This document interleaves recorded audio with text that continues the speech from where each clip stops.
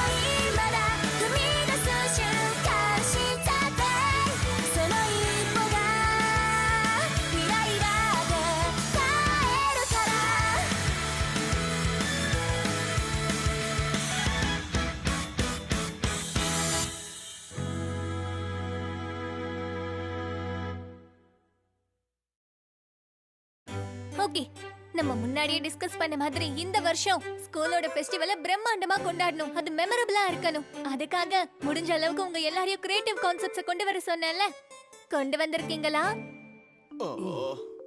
அது எங்களால முடிஞ்சதை நாங்க ஏற்பாடு பண்ணியிருக்கோம். ஆனா அதெல்லாம் மெமரபிள் ஆனதோ ஒரிஜினலோ கிடையாது. செய்யறத விட சொல்றது ஈஸியா இருக்கும். இதெல்லாம் ஏமாத்துற ப்ராசஸ்ல ஒண்ணுன்னு தெரியுது. நம்மளால செய்ய முடியும். எல்லாரும் சேர்ந்து வழிக்கணும். நம்ம கண்டிப்பா ஏதாவது யோசிப்போம். உண்மையிலேயே நான் ரொம்ப டிசப்பாயிண்ட் ஆயிட்டேன். இந்த லிஸ்ட்ல இருக்கிற எல்லாமே ரொம்ப மொக்கையா இருக்கு. ஹாட் டாக் ஈட்டிங் கான்டெஸ்ட்லாம் போட்டிருக்கீங்க. இந்த அவார்ட் வின்னிங் ஐடியாவை கொண்டு வந்தது யாரு? அது ஐடியா கொடுத்தது நீங்க தானே. நாம அதை ஃபேஸ் பண்ணலாம். புது புது விஷயங்களை செய்யறதுல நாம தான் திறமையானவங்களாச்சே. வழக்கம் போல இருக்க வேண்டாம். ஆனா நம்ம வீல் ஹவுஸை மீறி எதுவும் செய்ய தேவையில்லை. என்னால இதை ஏத்துக்கவே முடியாது. நான் தான் இங்க இன்சார்ஜ். பிரசிடென்ட் தப்பா நடந்துக்கிட்டா நான் தான் அதுக்கு பொறுப்பேத்துக்கணும். நமக்கு பெருமை சேர்க்க வேண்டியது என்னோட கடமை. பிரசிடென்ட், நீங்க சீக்கிரம் ரெக்கவர் ஆகணும்னு வேண்டிக்கிறோம். கூடிய சீக்கிரம் நீங்க வந்துருவீங்க. எனக்காக நீங்க ரொம்பவே உழைக்கிறீங்க. நான் உங்களை முழுசா நம்புறேன். இந்த ஃபெஸ்டிவல் தான் பெஸ்டா இருக்கணும். அப்படி நடத்தி காட்டலனா என் பேரு ரென் ஷிபுசாவா கிடையாது. இது கண்டிப்பா ஈஸியா இருக்காது. ஆனா நல்ல வர்த்தா இருக்கும்.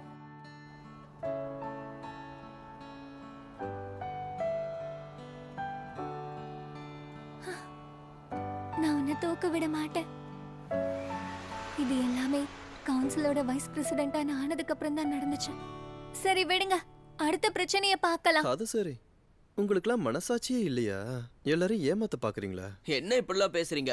நீங்க நினைக்கிற மாதிரிலாம் நான் ஒண்ணும் இல்லைங்க. மேத்ஸ் சயின்ஸ் மட்டும் தான் எனக்கு வராது. இன்டரப்ட் பண்றதுக்கு சாரி. நம்ம எல்லாரும் சேர்ந்து ஒரு மீட்டிங் நடத்தணும்னு நினைக்கிறேன். ஓகே, உன் பிரச்சனை என்னன்னு சொல்லு. உன் வேலையை நீ சீரியஸா எடுத்துக்கிறத பார்க்க சந்தோஷமா தான் இருக்கு. இனி டிஸ்கஸ் பண்றதுக்கு ஒண்ணும் இல்ல. வேலையை முடிக்கிற வரைக்கும் ஃபோக்கஸ்டா இருக்கணும். புரிஞ்சிருச்சு. ஆவோஷிமா கிட்ட இருந்து நான் 2 விஷயத்தை கத்துக்கிட்டேன். அவர் எல்லாத்தையுமே விளையாட்டா எடுத்துக்கிறாருன்னு தெரிஞ்சுக்கிட்டேன். என்னதான் அவரோட ஆட்டிடியூட் ஈஸி கோயிங்கா இருந்தாலும் ஸ்டூடெண்ட்ஸ் மத்தியில பாப்புலரா இருக்காரு.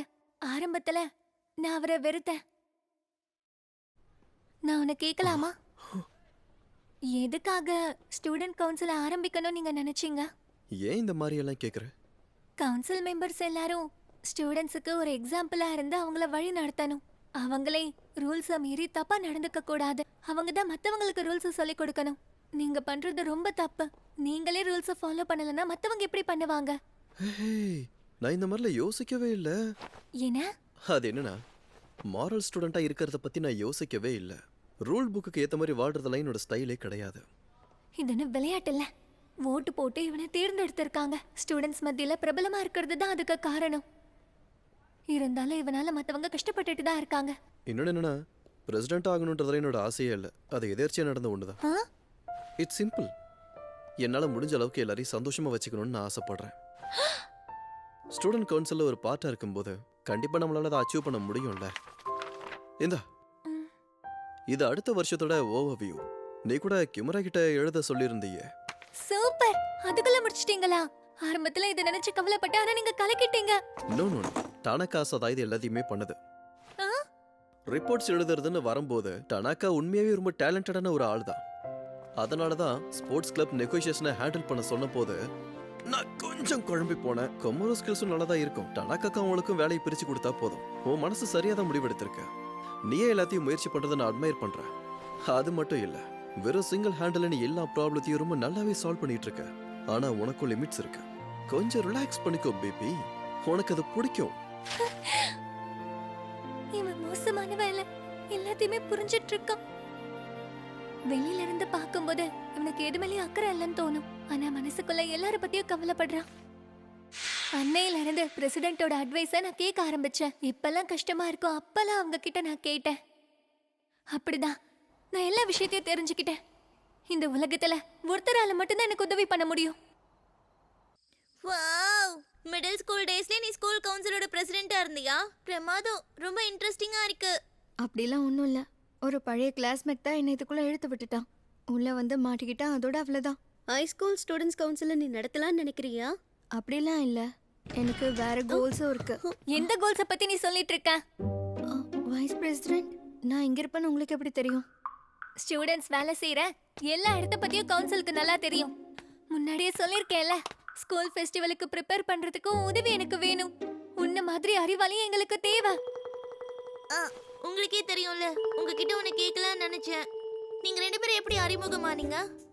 மிடில் ஸ்கூல்ல தான் 2 பேருமே ஸ்டூடெண்ட் கவுன்சில்ல இருந்தோம். அது உண்மைதான். அப்ப நாங்க ஒரே டீம் கவுன்சில்ல இருந்தோம். ஸ்கூல்ல ஏதாவது ஈவென்ட் வந்தா நாங்க சேர்ந்து தான் வேலை செய்வோம். அப்படின்னா இவளோட பழைய கிளாஸ்மேட்டா இருக்கணும். மிடில் ஸ்கூல் பாலிடிக்ஸ் ஸ்கூல்ல அவளை கொண்டு வந்ததே இவ தான் நினைக்கிறேன். இதுல நான் இழக்கவோ ஜெயிக்கவோ எதுவும் இல்ல. நீ எனக்கு உதவி பண்ணா மட்டும் போதும். அடுத்த எலெக்ஷன்ல உனக்கு நான் பதவி வாங்கி தரேன். அதுக்கப்புறம் ஸ்டூடெண்ட் கவுன்சில நம்ம ஒண்ணா சேர்ந்து பாத்துக்கலாம். பிளான் நல்லா இருக்குல்ல? என்னை மன்னிச்சிடு, உன் ஆஃபரை நான் மறுக்கிறது முதல் தடவை இல்லை. ஏற்கனவே எனக்கு பர்சனல் ப்ராப்ளம்ஸே நிறையா இருக்கு. இதுக்கு நடுவில் ஃபெஸ்டிவல் ஆர்கனைஸ் பண்ண என்னால் முடியாது. நீ எந்த பர்சனல் விஷயங்களை பத்தி பேசுறன்னு எனக்கு தெரியல. நீ காலேஜ் போனதுக்கு அப்புறம் கூட பார்ட் டைம் ஜாப் பார்க்கலாம். பணம் சம்பாதிக்கணுங்கிறதுக்காக உனக்கு கிடைச்ச வாய்ப்பை இழக்காத. இதை நீ பயன்படுத்தியே ஆகணும், சரியா? ஆக்சுவலா ஸ்டேபிளான இன்கம் வரணுங்கிறதுக்காக மட்டும் நான் இங்கே வேலை பார்க்கல. பணத்துக்காக இல்லைன்னா அப்ப என்ன? எதுக்காக நீ இங்க வேலை செய்யற? அது என் கனவை நினைவாக்குறதுக்கு. என்னது கனவா? நீ கொஞ்சம் தெளிவா சொல்றியா? எனக்கு போர்ட் கேம்ஸ்னா ரொம்ப பிடிக்கும். சில நேரத்தில் அது விளையாடுறது மட்டும் பத்தாது, உருவாக்கணும்னு தோணும். இதுதான் உன் கனவா? சும்மா விளையாடாத. நான் ஏதோ பெருசா சொல்ல போறேன்னு எதிர்பார்த்தேன். நீ கேம் கிரியேட் பண்ணணும்னு சொல்ற. இதுல சிரிக்கிறதுக்கு என்ன இருக்கு? எல்லாமே காமெடியா தான் இருக்கு. நீ இவ்ளோ சில்லியா பேசுறன்னு கொஞ்சம் யோசிச்சு பாரு. போர்ட் கேம்ஸ் எல்லாம் எப்பவோ அவுட்டேட் ஆயிடுச்சு. மக்கள் யாருமே அதை விளையாட விரும்ப மாட்டாங்க. அப்படி இருக்கும்போது உன்னை பார்த்து சிரிக்காம என்ன பண்ண சொல்ற? வருத்தமில்லாத இந்த ஹாபியை விட்டு கொடுக்கறது தான் நல்லது. நான் உனக்கு நல்ல வேலை பார்த்து கொடுக்கறேன். ஸ்டூடெண்ட் கவுன்சில இப்போதைக்கு ஒன்றையும் ஆக்கிக்கோ. இது ஒன்றும் வருத்தமில்லாத ஹாபி இல்ல. மிக்கி, இப்ப நீ என்ன சொல்ல வர? அது என்ன பொறுத்த வரைக்கும் போர்ட் கேம்ஸ் வர்த்தானது தான். பேசினா இத பத்தி பேசிக்கிட்டே தான் இருக்கணும். உன் பார்வையில இத பாக்குறேன்னு எனக்கு புரியுது. நம்ம வேலை செய்யறவங்க இல்ல, நம்ம எல்லாருமே ஃப்ரெண்ட்ஸ். மிக்கி சொன்ன மாதிரி போர்ட் கேம்ஸ் வர்த் இல்லன்னு சொல்லிட முடியாது. அதே மாதிரி அது அவுட்டேட்டடும் இல்ல. நம்ம கற்பனையை தாண்டி அது ரொம்ப ஃபன்னா இருக்கும். நீங்க 2 பேரும் அதை நம்புறீங்களா? கொஞ்ச நேரம் டைம் பாஸ் பண்றதுக்கு அது யூஸ்ஃபுல்லா தான் இருக்கும். ஆனா நீங்க அதுலயே மூழ்கிட்டீங்க. கண்டிப்பா இந்த கேம்ஸ் எல்லாமே டைம் வேஸ்ட்னு தான் நான் சொல்லுவேன். உன்னால என்ன கன்வின்ஸ் பண்ணவே முடியாது. மிடோரி கிட்ட திறமை இருக்கு. அந்த திறமைய நம்ம தான் வெளியே கொண்டு வந்தாகணும். பிராக்டிகலா நானும் அவள மிடில் ஸ்கூல்ல பாத்துக்கிட்டு இருக்கோம். அப்படி இருக்கும்போது இதையும் எங்களால செய்ய முடியும் நான் நம்புறேன். நான் ஹார்ட் ஒர்க் பண்ணுவேன். அப்படிதான் நான் ஸ்டூடெண்ட் கவுன்சிலோட மெம்பர் ஆனேன். எல்லாரையும் சந்தோஷப்படுத்த நினைச்சேன். மிடோரி, நீயும் என்ன மாதிரி தான் யோசிச்சிருப்பேன் நான் நம்புறேன். வேல்யூஸ்ங்கிறது ஒருத்தருக்கு ஒருத்தர் மாறும். அது ரொம்ப வித்தியாசமான விஷயம். ஒருத்தர் கண்ணுக்கு குப்பையா தெரியறது இன்னொருத்தர் கண்ணுக்கு விலை மதிப்பில்லாத பொக்கிஷமா தான் தெரியும். அதனால உங்களோட வேல்யூஸ என்கிட்ட ப்ரொஜெக்ட் பண்றது கண்டிப்பா சரியா இருக்காது. புரிஞ்சுதா? சரி, நான் ஒத்துக்கிறேன். உடைக்க முடியாத வில் பவர் இருந்தா எதையும் ஜெயிக்கலாம். அவ பிடிவாதமா இருக்கா.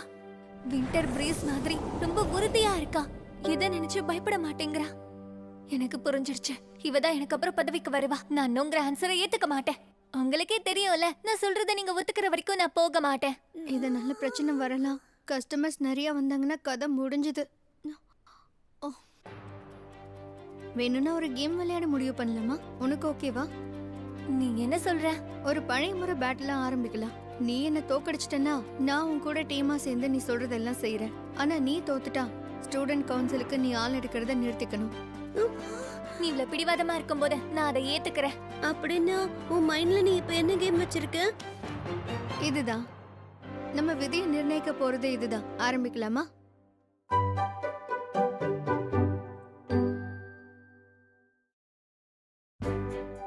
நிமிட் 6ங்கிற கேம் ரொம்ப ஈஸியானது. மொத்த கார்ட்ஸையும் ஷஃபிள் பண்ணி எடுத்துக்கணும். மொத்தமா 104 கார்ட்ஸ் இருக்கும். ஒவ்வொரு பிளேயருக்கும் 10 கார்ட்ஸ் போடுவோம். அப்புறம் கட்டில இருந்து 4 கார்ட்ஸ் எடுத்து அதை டேபிள் மேல வைப்போம்.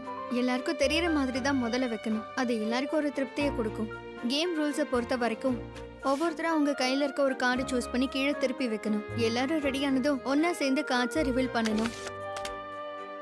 கார்ட்ஸை டேபிள்ல அப்புறம் பக்கத்துல வைக்கணும். சின்ன நம்பர்ல ஆரம்பிச்சு அப்புறம் லைனா அடுக்கி வைக்கணும். மறந்துடாதீங்க, உங்க கார்டோட எந்த நம்பர் க்ளோஸா இருக்கோ அதுக்கு பக்கத்துல தான் வைக்கணும். அதாவது இந்த மாதிரி கார்டு வந்தா இப்படிதான் அடுக்கணும். புரியுதா? யா, புரிஞ்சுது. அடுத்து என்ன? கையில இருக்க எல்லா கார்டும் காலியாகிற வரைக்கும் கண்டினியூ பண்ணணும். 6வது கார்டை மட்டும் கவனிக்கணும். ரோல 6வது கார்டா யாரோடது வருதோ அந்த ரோல இருக்க 5 கார்டும் கீழே போக வேண்டியதா இருக்கும். அப்புறம் அந்த ரோவோட ஃபர்ஸ்ட்டுக்கு இது போயிடும். கேம் புதுசா ஆரம்பிக்கும். அப்படின்னா அது ரொம்ப நல்ல விஷயமா? கார்ட்ஸுக்கு மேல இருக்க விஷயங்களை முதல்ல பார்க்கணும். குட்டி மாடுங்க இருக்கு. உங்க மொத்த 10 கார்ட்ஸையும் நீங்க கீழே போட்டதுக்கு அப்புறம் எத்தனை கவுஸ் இருக்குன்னு எண்ணி வச்சுக்கணும். அதிகமா போட்டவங்க தோத்துடுவாங்க. அப்ப கவுஸ் தான் இங்க முக்கியமா? கரெக்ட். அது பெருசா தெரியலனாலும் கண்டிப்பா அதுக்குன்னு சில பர்பஸ் இருக்கு. அதை வச்சு மத்த பிளேயர்ஸை ஃபோர்ஸ் பண்ணலாம். நோட் பண்ண வேண்டிய இன்னொரு முக்கியமான விஷயம் இருக்கு. டேபிள்ல இருக்க மத்த கார்ட்ஸை விட உங்களோட கார்டு நம்பர் கம்மியா இருந்தா நீங்க அதுல ஏதாவது 4 கார்ட்ஸை சூஸ் பண்ணி பர்சனல் கலெக்ஷனுக்கு அதை எடுத்து வச்சுக்கலாம். நமக்கு பிடிச்ச எந்த ரோவு வேணா எடுத்துக்கலாமா? ஆமா, எடுத்துக்கலாம். பொதுவா லீஸ்ட் நம்பர் ஆஃப் கவுஸ் இருக்க ரோஸை தான் நீங்க சூஸ் பண்ணணும்.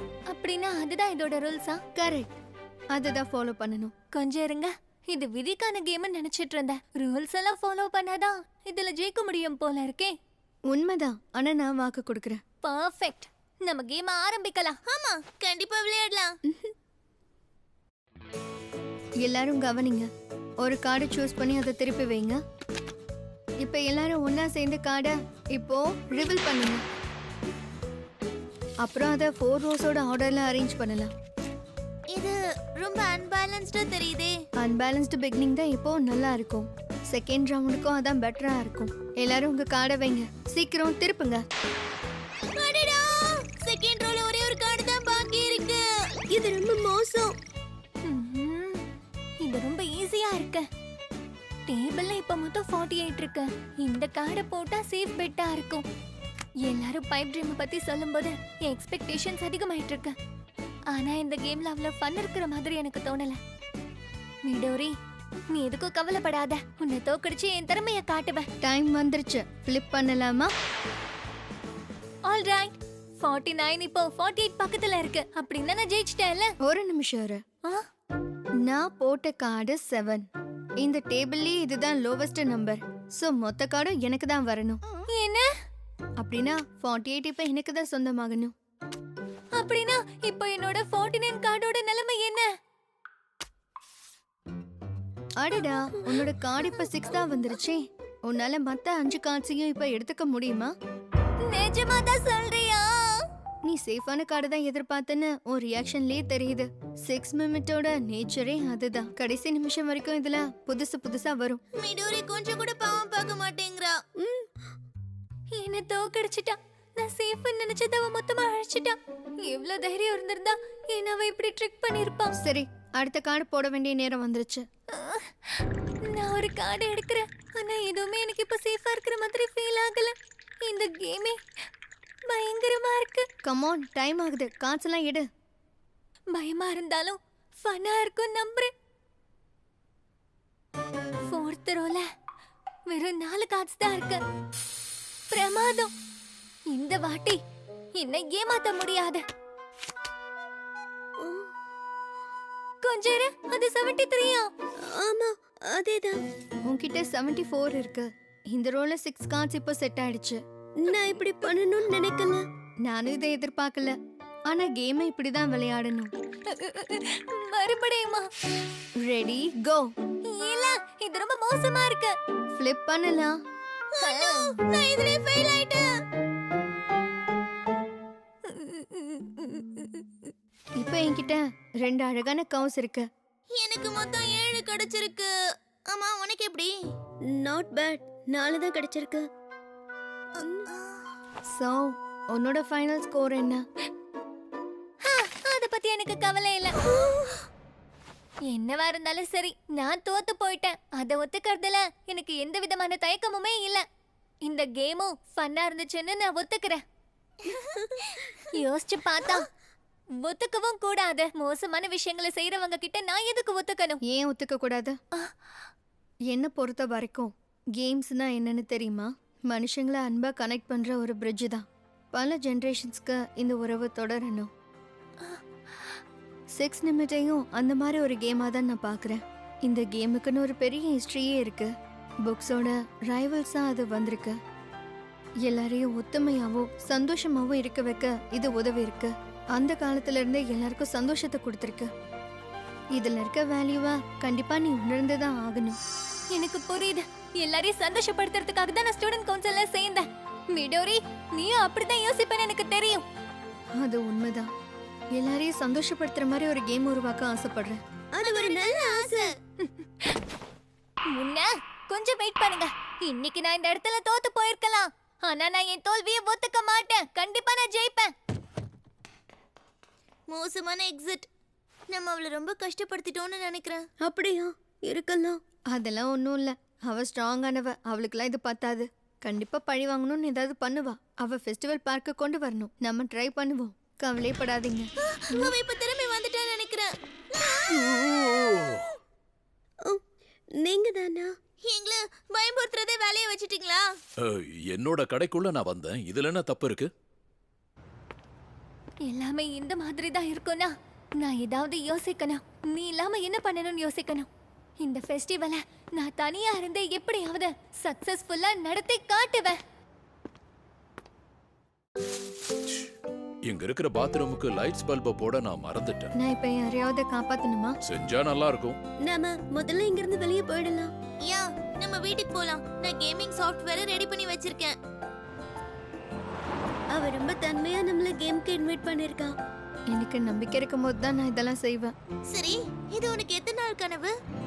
சின்ன வயசுல இருந்தே என் பிரதர் கூட சேர்ந்து பண்ணிருக்கேன். கேம்ஸ்னா எனக்கு ரொம்ப பிடிக்கும். எல்லாம் எப்படி போயிட்டு இருக்கு பாஸ்?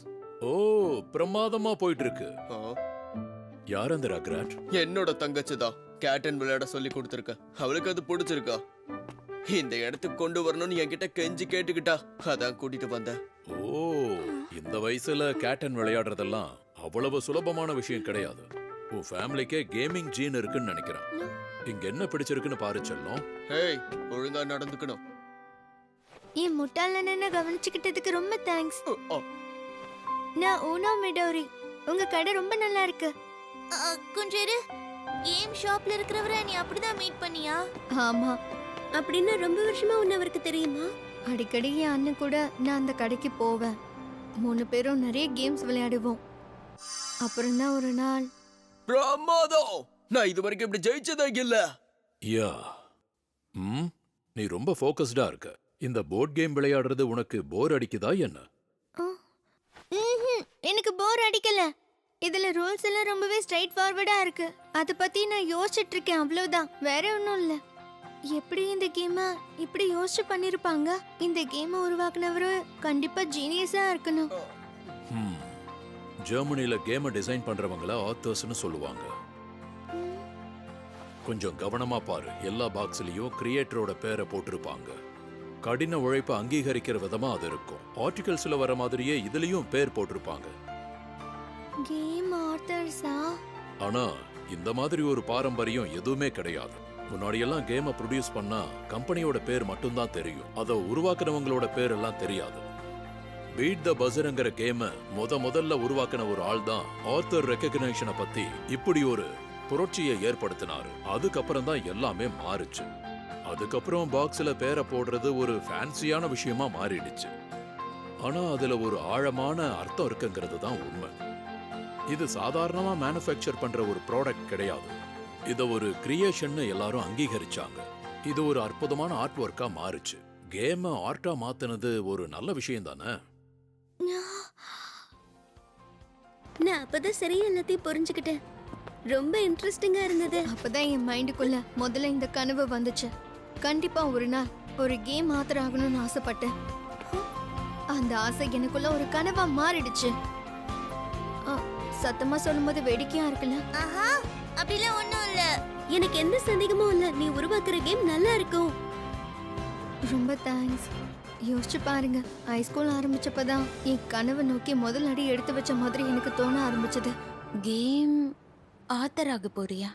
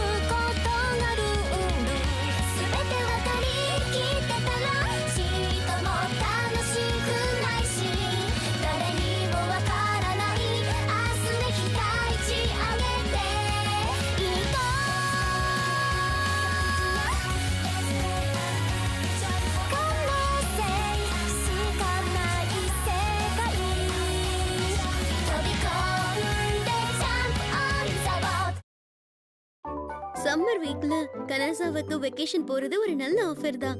ஹோட்டல்ல நாங்க நிறைய கேம் பார்த்தோம். இதெல்லாம் எங்கேயோ விளையாடின மாதிரி தான் எனக்கு தோணுச்சு.